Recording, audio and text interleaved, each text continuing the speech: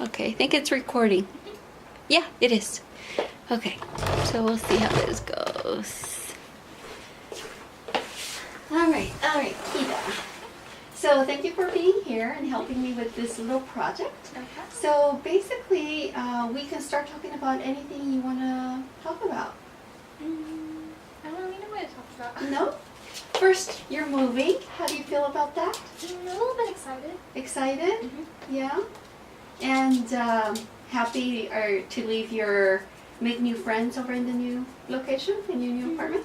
Hopefully, but I haven't really seen many kids my age. They're Uh-huh. all usually teenagers or to most adults. Uh-huh. Oh, really? Is it an apartment complex? Yeah, it's like a duplex. Oh, good. Yeah, good thing is you make friends fast. Yes, good. All right, so this video doesn't have to take long. It's just a couple minutes. We'll see how long it goes. All right. So I'm kind of curious because yesterday when we were walking and your mom, or the day before, your grandma said that you had an issue with anger. Yeah, she says I do, but I say I don't really. Uh-huh. Because I kind of do, because especially with having to change schools so much, and then so much happening at home, it's like I am getting stressed out, and some days, the slightest thing, just ticks me off. Uh-huh. Like the slightest thing you said? Yeah. Like little things? Oh, I'm kind of curious too. Yesterday, the day we were walking, how did it make you feel when your grandmother said, oh, she has an issue with anger? Kind of upset, because she just usually just tells anyone anything. Oh. So. Okay. Yeah. Because I wasn't sure what your reaction was, but I wasn't gonna go anywhere with that. I would just listen. Yeah. Okay. And for example, what would be an example of when you get angry? What do you do? What do you say? How do you feel? I'd say probably if my grandma starts yelling at me over something slightly getting something wrong, and then she ends up yelling at me for having an attitude or a specific high tone to her, even though to me I know on how I would sound like that, and I realize that I don't, and that just makes me a little bit more upset. So you say you realize you don't have a specific tone or towards an attitude, because I have noticed when I clearly do, and when it's I obviously know I don't. So basically she perceives it differently. Yes. You don't mean it to sound like anger, but she perceives it yes to be anger? Oh, okay.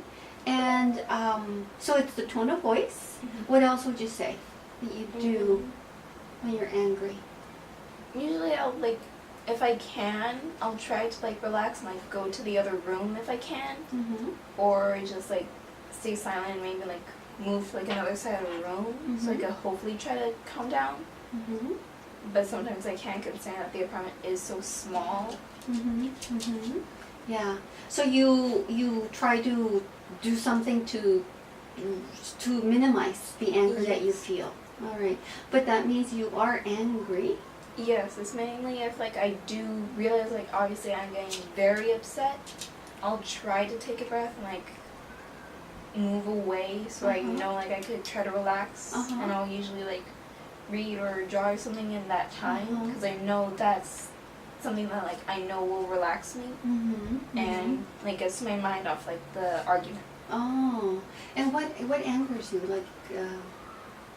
Usually if something my grandma yells at me for something is really small and it's clear she shouldn't make something so big of it usually, or if maybe she tells me to do something but she ends up telling me to do something else at the same time, and she yells at me for not doing that other task right away. Okay. Do you express that to her? I have tried to, but I've noticed that she really doesn't take that into consideration almost. Yeah. So it makes the situation kind of tense? Yes. Oh, yeah. Do you ever raise your voice? Yes, but I try my best not to, because I know then that will end up making her yell at me even more. So I try to make sure like I keep my voice as low and like as normal and calm as possible. Mm-hmm. But sometimes she'll get me even more upset to where it's like I can't really control that almost. Okay. Yeah. Yeah.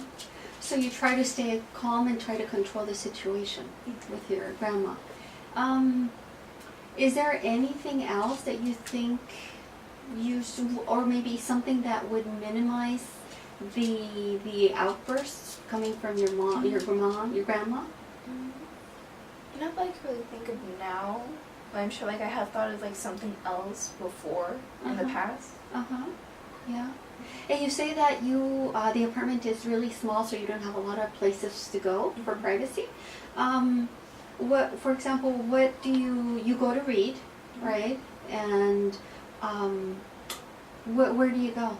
Usually I'll try to go to like where my dog's bed is, like on my side of the bed. Oh, and I'll just kind of like pull a blanket over me and maybe like bring out my sketchbook or something like that.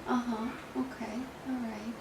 And so basically, you don't feel that the things that she gets angry about are really causes to be angry, right? Is there anything you think you could do to minimize those outbursts from your grandma? I'm sure that there is. I have tried to express that to her, but again, I feel like some things like I try to tell her, she doesn't really like take into consideration when she does get upset with me and such. So there's really nothing. So do you feel that it may be sort of unprovoked? Maybe a little bit. Or it's all in the tone of your voice? I feel like it could mostly be in the tone of my voice. Oh, it can? You think so? So unprovoked or your tone of your voice? It's more on like the tone of my voice. Oh, it's because you're, what do you think causes your voice to show that you're a little bit impatient, I think. Maybe that's what it is? Possibly. I'm not sure. Maybe it could possibly be like the tone or like on how loud I'm speaking, most likely. I'm sure it's probably a little more like the volume of my voice, I'm sure. And the tonality too? Because sometimes we can tell when somebody's angry just by the tone of voice. Yes. Like, not even that you're yelling or screaming, but just because our voice changes when we're upset sometimes. So, do you think it's something that you could control, the tone of voice? Yes, and I have tried my best to try to control it as much as possible. But sometimes, like I said before, she gets me so upset that like I kind of lose control of that.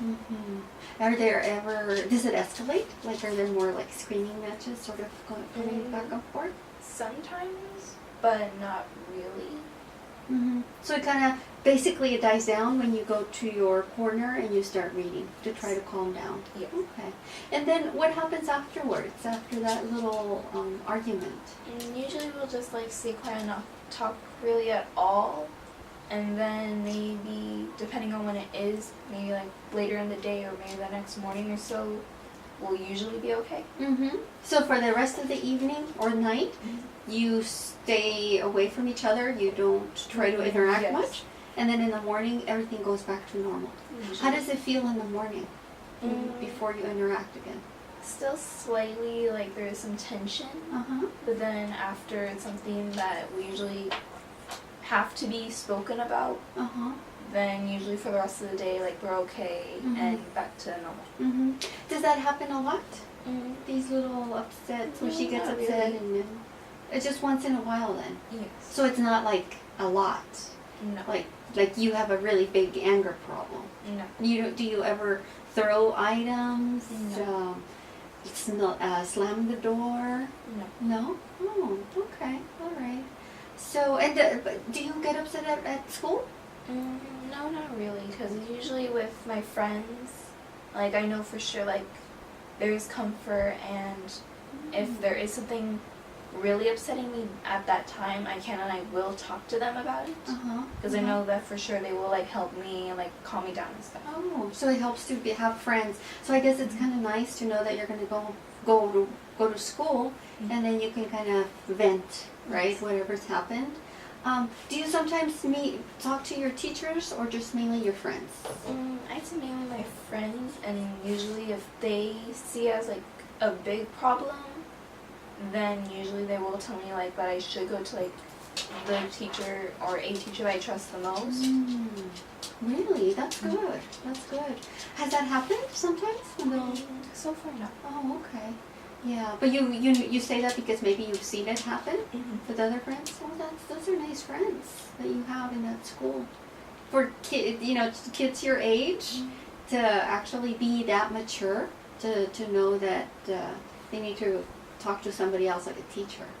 Oh, that's good. So I'm sure you look forward to going to school. So you seem to like it too, right? What's your favorite thing about school? I probably have to say actually, aside from lunch, right? kind of PE, because especially now we are doing a little bit more of like different sports like every other week, and that is helping me a bit more. And seeing like different things like I probably do when next year or maybe in high school. Yeah, that's good, and that serves like something to release an outlet, to kind of like forget a little bit what's going on at home, so it releases some stress. Yeah, that's good. How about so you like PE, right? Any particular sport? So far, it's actually kind of been volleyball and basketball, which we have are like the two that we are working on / have worked on. So that does help me a little bit, because I know, like, okay, like I could focus on this instead. And usually about like halfway through like any game or something or practice, I'll usually end up forgetting about anything that happened at home the previous night or morning. Yeah, that's really good. So that's your escape. That's a good thing for you to know, right? That you're a very active, physical person, so you like to jump around, and seems like you don't mind whichever sport. You just get this big smile, right? Because you just like sports, period. That's good. So that's something good for you to know, right? That you can go to. And it's probably good to always be involved in a sport, dancing, whatever, running it is that you like. How about academics? I'm not really sure, because I kind of feel about equally for every other academics or school subject. I would probably say maybe a little bit more. I like social studies. Okay. Because it is learning about like the past, and my dad has previously taught me a little bit about things like World War I and stuff like that. Yeah. Oh wow, that's interesting. So there's a lot of history in your background, basically, with your dad. That's good. So social studies. How about math? No, because I've never actually really been that good at math. Why do you say you haven't been good at math? Because I do know like I have gotten like fairly good grades in math, but I know that for sure like I could do better. So I do try my best, especially with doing like math homework or any tests, which I have noticed is kind of my strong point, is slightly more towards tests than actual homework for any subject actually. So your strong point is tests over homework? How is that? Because usually homework is like small things where I guess kind of like in the back of my mind I feel like there's no need for it almost. So like there will be like certain parts of homework where like I probably won't do it. But I can always like know and see like I'll do really good on like a test. Okay. Very good. But you say also that you're not very good at math. Yes. And yet you get good grades. Yes, but it is mostly, like I said, because of the tests. But I also do get a lower grade since of the homework. But when you do a test and your scores are high, that means you really did understand the subject, the topic, right? So it just means for some reason the scores are lower in homework assignments than in math. Now, do you think it's fair to say then that you're not that good in math? Actually, no, now that you say it like that. But now I would say like that most of my grades are clearly lower from homework Mm-hmm. So I guess I am fairly good at most subjects. Uh-huh. Yeah. Because I know a lot of people don't do very well with the tests, right? Most people are like that. They're afraid of tests, they get nervous. But for you, you seem to be able to put everything together. The concepts, because the homework assignments are little concepts that build one on top of the other. And you do really well putting it all together, right? With the math. Wow, that's pretty amazing. That's good. I've never heard anyone that does that. They struggle a lot of it with everything, the whole picture. What level of math are you doing right now?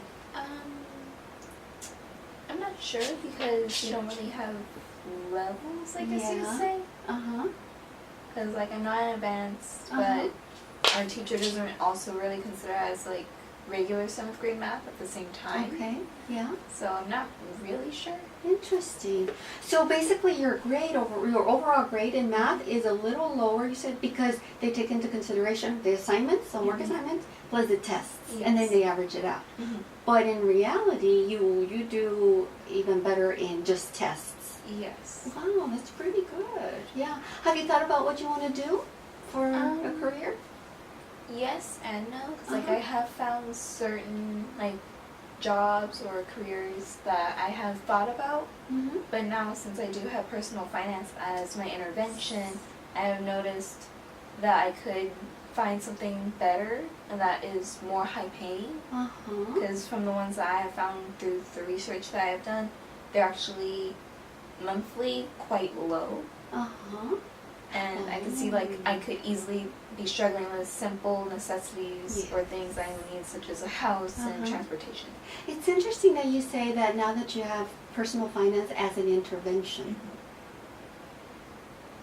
What do you think? Why do you express it that way? Because the school does offer personal finance as our elective class. So one of the math teachers, I believe she's an 8th grade math teacher, she does that as, for me, it's 8th period. So I go to her classroom and she teaches us on how we could kind of keep out of things such as debt, and on how to manage our money for when we get into the future, or at the very least high school, so we can know how we should be managing our money now, and slowly on how we should as we get older. Perfect. So you don't want to be in debt. That's good, but it's interesting that you're already doing that research. Did that come out of you to look at the professions, careers you were looking at? And then now you're saying, after the research I did, I find that I'm not going to be able to make enough money doing A, B, C, or D professions. Was that like an assignment or something that your teacher kind of suggested, or is something that you started to look around and Google how much you're making? It was partially an assignment and also something it was optional at the same time, I guess you could say, because she did tell us at least think of a job that we could possibly want, and slowly